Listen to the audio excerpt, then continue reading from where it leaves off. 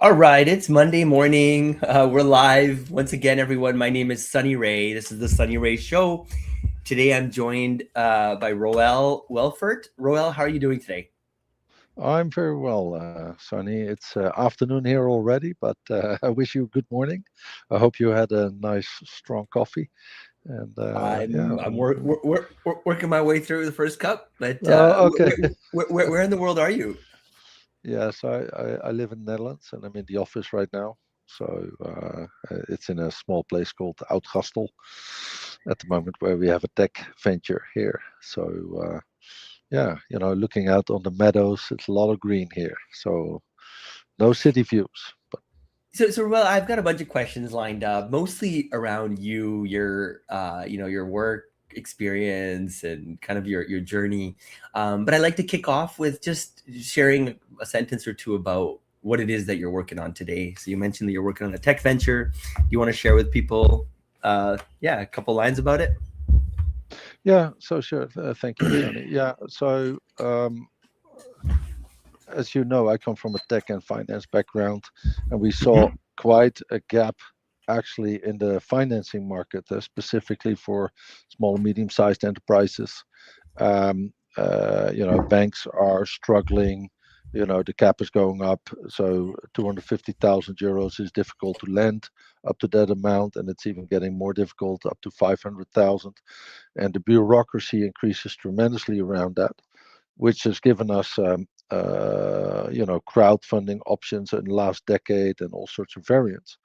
And we were thinking about like how can we really make sure that companies and owners and entrepreneurs get decent founding actually without all the cost or the bureaucracy around it, but at the same time, having a solid financing and also making sure that the companies can move forward in their ecosystem. Yeah? So we were trying to cover a number of actually issues that we spoke about with entrepreneurs. So we decided to develop a software platform, which is named Liquid, and which is basically a tokenization platform and a corporate actions platform where entrepreneurs can just log into the software, they buy the software, and actually they set up an investment paper. And yeah, guess what? Then investors will come, and rather than they can put a loan in there or sell some of their shares, and they get financing at a low cost compliant way because we fully automated everything, KYC, stuff like that. So it's yeah, pretty low effort compared to getting a bank loan or raising capital with VCs or things like that. And we feel that we're really touching into a niche or to part of the market where there's a big need. Yeah, finance makes the money go around, makes the world go around, and also companies. So there's need for more cash injections and more liquidity in fast-growing companies or just regular SMEs. And yeah, we're trying to do that and help them out. Yeah, Roel. So I don't know if you know, but I started India's first Bitcoin crypto exchange in December 2013. So yeah, quite familiar with the space. I think it was Larry Fink that recently said that the financial industry is at the beginning of the tokenization of all assets, and so Yep. I think this topic is something that a lot of people have been thinking about, but I think as of more recent, key leaders in the world are starting to take notice and realizing that this is perhaps the future Yeah. of securities. Well, this is a very interesting area, and I'm happy that everybody is acknowledging it. But as always, once you move this direction, you need to get the solutioning right as well. And well, I go back to the previous century and beginning of the century, we had a big credit crisis, which was actually coming from the concept which is called securitization. Yeah, so you had all these mortgages being packaged up and resold, right? Now, tokenization has some aspects of securitization. You can make an object smaller. You can link a legal and an economic interest to each other, etc.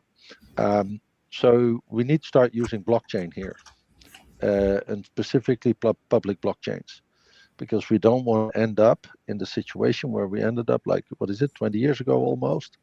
Yeah, that we get into the securitization issue where it becomes untransparent or unable to figure out who owns what, yeah, and who's responsible for what. So I'm really happy that the world is moving in tokenization. People like Larry Fink recognizing it, but the devil is in the detail. So we need to have decentralized ledgers where it's fully transparent to everybody in the market who owns what and what product is it and what are the conditions. Yeah. So yeah, So there's a challenge. yeah. So I'm really interested in actually just diving right in and asking a bunch of like technical and business questions. But I don't know. I always find like the company stuff falls a bit flat if we don't have context of the person building the business. And so, at least for the first interview, I like to maybe stay on in terms of, let's see, I just learn about yourself. So I was reading Yeah, about your that's background. You grew up in a small village in, is it called yeah, Brabant? yeah, that's a province actually, but it's all A very small province. anyway. But it's an agricultural province in the Netherlands. So yeah, I grew up in a village that lived 5,000 people, right? So I would say that's small. Yeah, And in the family you grew up in was an entrepreneurial one. So what, yeah. well, I guess my bigger question was, what was that like as a kid, and what did you learn from, watching your parents run a business? Well, first of all, living there was great. Yeah, so it was all very small. We didn't have social media and all that stuff. So we went on the bike, like we all do in the Netherlands, and went to go to friends, and we went into the forest and and to farm and play in the hay and stuff like that. So it was my childhood had very little worries, so to say. Yeah. Um, my parents had a business with all the challenges upon it. And they were in retail outlets in fashion. So you see, I worked in the company, I worked in stores, you see the logistics, you see the financials. Yeah, and my parents experienced what most entrepreneurs experience. You have an employee, fraudulence, stealing. Yeah, you have problems with economic downfall, fall. They had a bankruptcy. They had, so I've seen and lived that experience, of course, not from the perspective as the child, as one of the children, um, and I think I learned a lot. And initially, it actually withheld me from actually moving into the entrepreneurial world because I thought, oh man, that's a lot of problems. Yeah. So I joined large multinational organizations, build a career, yeah, get moving in all sorts of, from a COBOL programmer up to, boardroom positions in companies like Visa. But I realized that there was something else in the corporate life that I didn't really like, and that is I don't know whether you sometimes have these illusions that you have yourself, Sonny, but I had the illusion that the higher up I would get into a company like Visa or Logica where I was working, I would get more freedom. Finally, I would be able to be free. And guess what? The higher up you come, the more rules there are, the more you have to obey to corporate regulations, do this, do that. You can't do anything. Your agenda is being run by other people. You have to show up here. You have to do that. And I couldn't follow, let's say, my natural passion or excitement anymore. So I started to struggle there, and I decided to just go, yeah, and start again, yeah. And I didn't really have plan as an entrepreneur, but I started to, as a consultant, just sell my knowledge, basically my experience, and that's been quite a journey since. And now I'm really happy that I'm an entrepreneur and no longer in corporate life. Yeah, You it also just doesn't suit me. started you also started boxing at the age of 15. So Yeah. how did training in combat sports build your confidence and resilience as a young person? Yeah, well, first of all, I think it's important to be fit and healthy physically, because a healthy body, healthy mind. So I would say that's general for everybody. So true. Um, yeah, and I also played rugby for quite a while, and with both sports, it's actually quite exciting. The fear of going into the game or into the match or into the training, the sparring. Yeah, the excitement with that, and then just to overcome that, and then say, okay, it's actually not as bad as I thought. Yeah, and then you realize the lesson in real life is you look up to having to do certain things, and then in reality, actually things are way easier than what you think it's going to be like in your mind. Yeah, and I think that's with a lot of people. Yeah. Also, the boxing specifically, there's a few of these lessons I learned from, especially my last trainer, yeah, that I had for the last 10, 15 years. It's not important how often you go down, it's important how often you get up again. Yeah. And that's typically for boxing because you can go down. Yeah. But you haven't lost when you're down. Just get up, move on. Yeah. And get back into the game. And, there's always, until the last bell has ring, the game is not over. Yeah, and I think that's also in life. Yeah, just everybody gets beaten up every once in a while. Maybe not literally, but physically or emotionally. Going through divorces, bad periods, you lose stuff, illnesses, whatever, or things in life, and just be resilient. Yeah, just think, okay, I'm here. Let's move forward. Have a positive attitude and see what we can do, and don't worry about what isn't possible or all those negative sides, and specifically nowadays, when you look at television, I think, let's say, the last 5 6 years, there's a lot of doom everywhere, right? And that gives people negative feelings, and I just shut that down. Don't worry about it, it doesn't apply to you or to me. Yeah, what's going out there on television, just get on it, and do what's in your control. And yeah, I think that's a very important lesson for me from boxing. Yeah, and I just think it's fun. Yeah, oh, for sure. I did a lot of martial arts growing up as well, so can attest to that. So you were also the SVP at Visa Europe, one of Yeah. the biggest names in payments, right? So what was missing from that world that made you want to leave and build something new? Well, first of all, I think it's space. Yeah, it's a sort of big organization, so they don't really have the pace and the speed of innovation change. There's a lot of bureaucracy out there. Um, and again, as I said, this was in general. You move up the career ladder, and you get way more restrictions actually than freedom.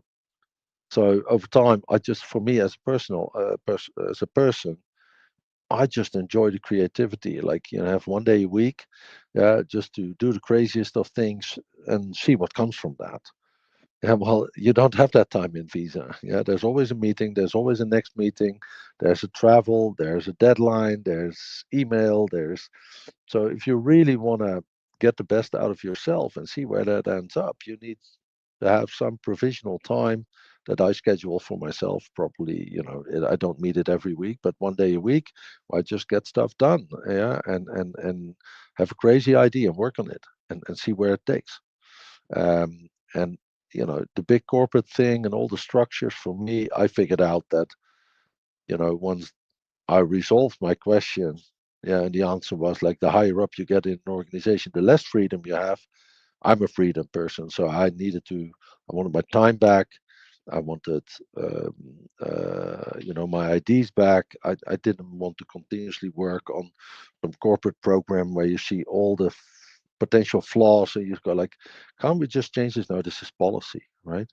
So you go like, wow, and the machine keeps rolling, and you realize that even how high you are up in that value chain, you're just a number.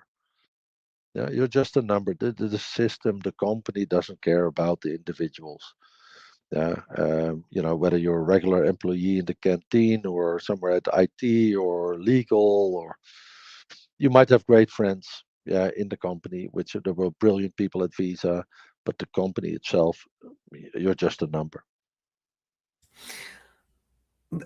Eh, can't entrepreneurship be just as lonely and like no one cares about you, you're on your own, no one gives a Yeah, shit yeah, whether but you're at having a least, bad day.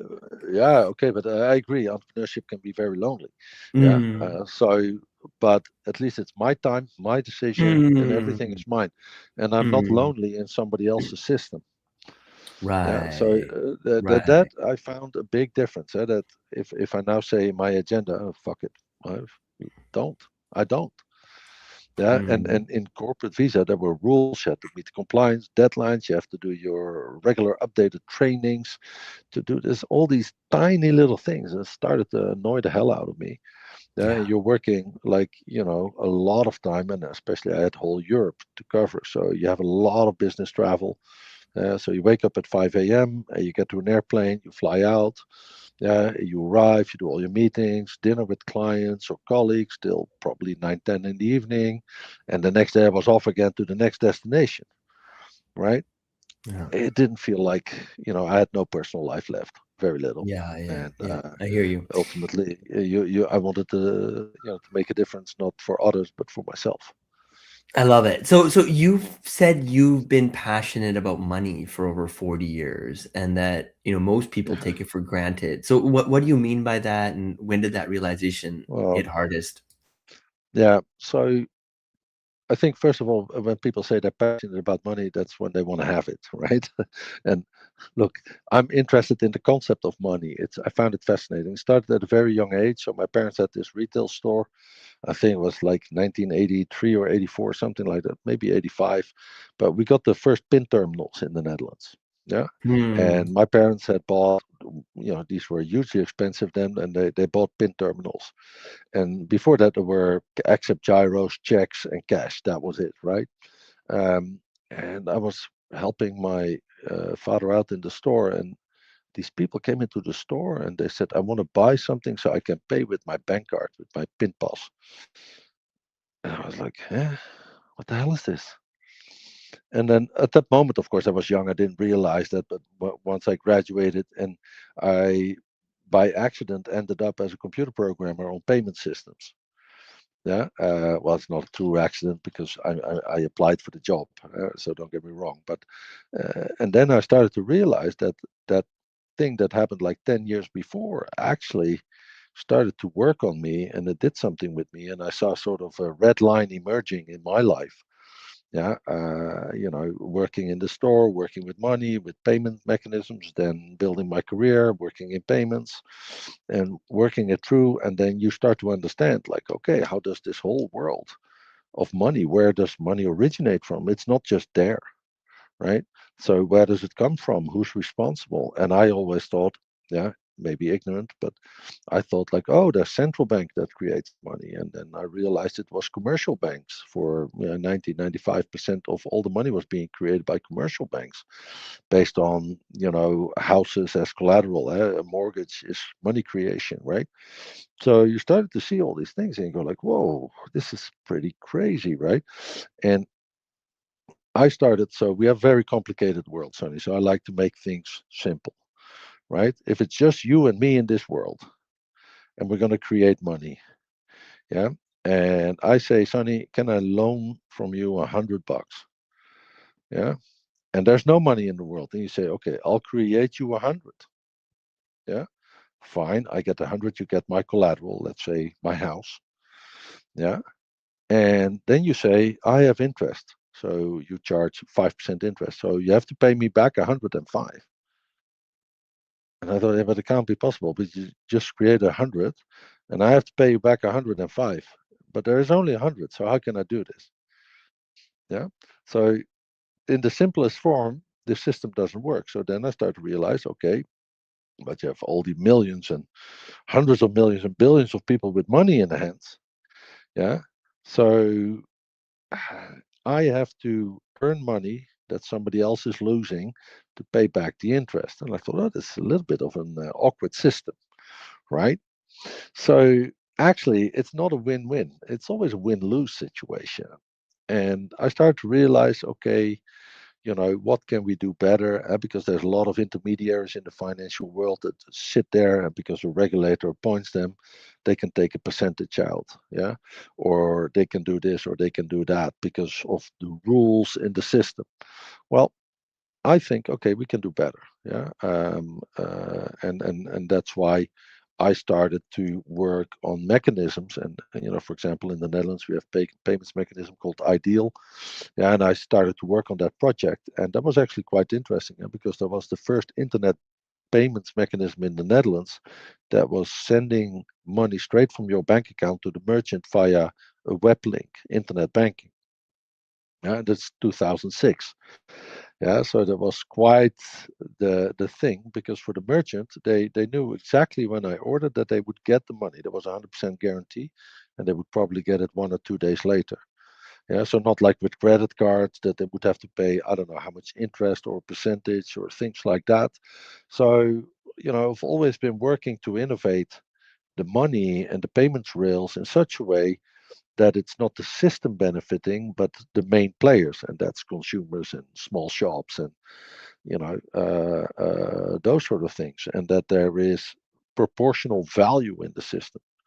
So I think a bank takes this disproportionate value from the system for what they do.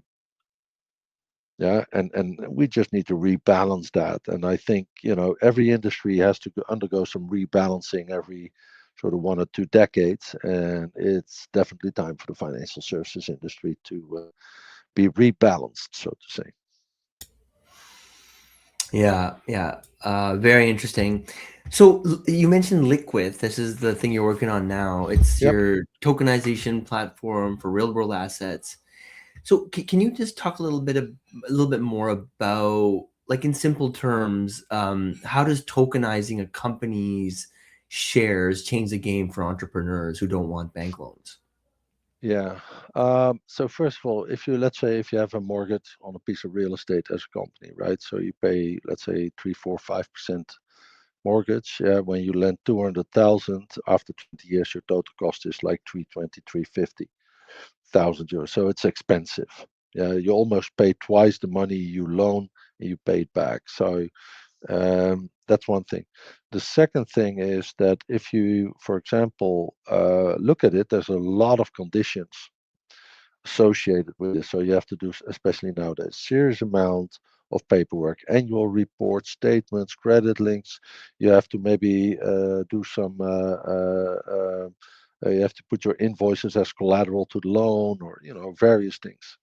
Um, so we said, okay, what if, yeah, what large companies do, the multinationals, they do an IPO, right? They go to the stock market, and they get serious benefits from that, because first of all, the balance sheet is less debt, more equity. Yeah, so that means your interest rate goes down.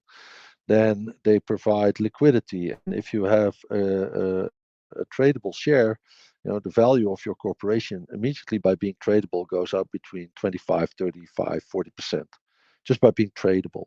Then um, when you have shareholders, those can be customers. Yeah, so the loyalty of a shareholder buying your product is way bigger than somebody with a loyalty scheme, for example.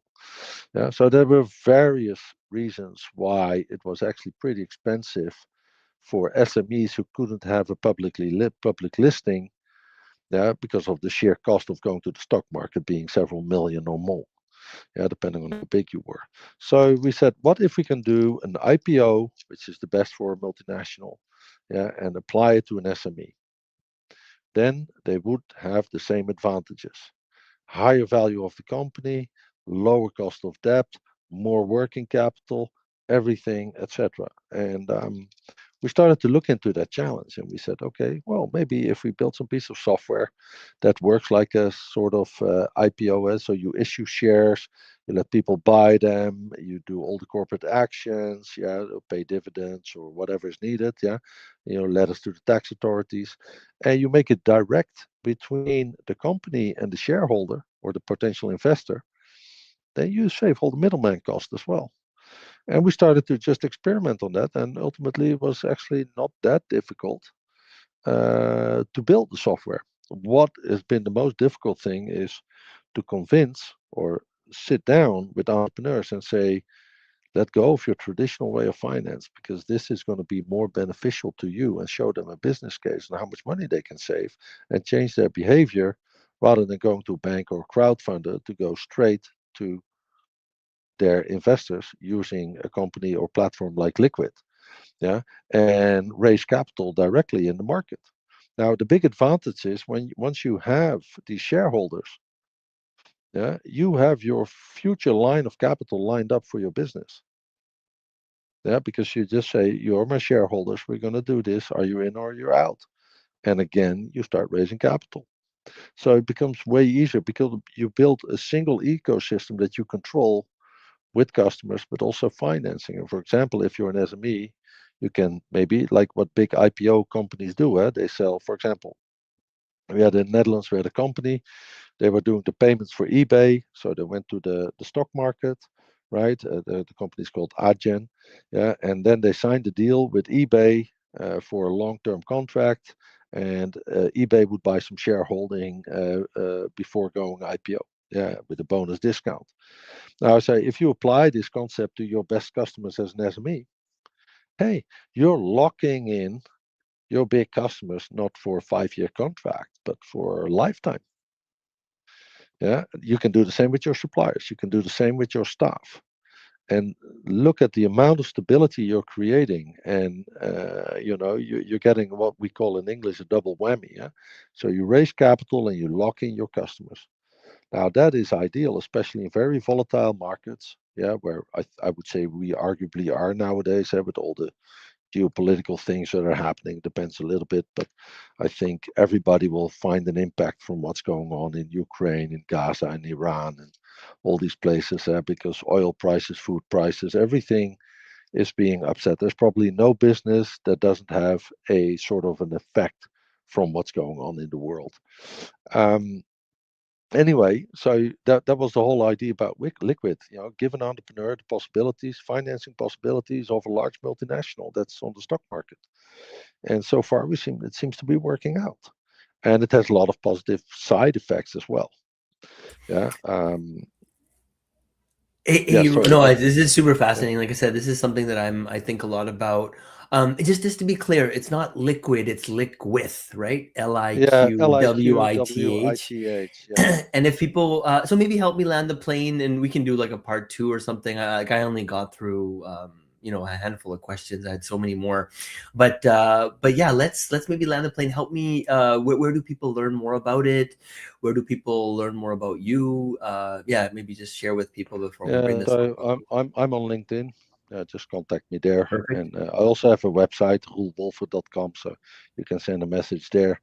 And it all ends up in one mailbox, as you know. So yeah, you get your answer within 24 or 48 hours. Um, that's one side. Liquid has a website, liqwith.io. Yeah, I have to warn people, it's a pretty technical website because that's how we position the company right now. But we're going through complete rebranding before the summer. Um, but yeah, if you're a European company at this stage, you're very much welcome. We're working on doing something in the US as well, but there's a little bit different regulation there. For example, companies have to run a database and a blockchain, and that becomes too expensive for us. And we just run blockchain, yeah, decentralized, open blockchain, public blockchain, and yeah, we can do that in Europe, and that seems to be working pretty well. So we've got customers now in Netherlands, in the UK, Portugal, yeah, Germany, Finland coming. So yeah, there's quite a market. Awesome. Well, thank you for your time, and really, really interesting. I like how we went from boxing to blockchain Yeah, and everything in between. It's a nice way to wake up in the morning. Cool. So and I see we have almost 20 people listening to us as well. So thank you all for tuning in, and for everybody else that watches this. Yeah, until next time. And Roel, maybe hang out for a minute. I'll bring this live stream to a close. Thank you, everyone. Bye yeah. bye. Thank you, Sonny. Cheers.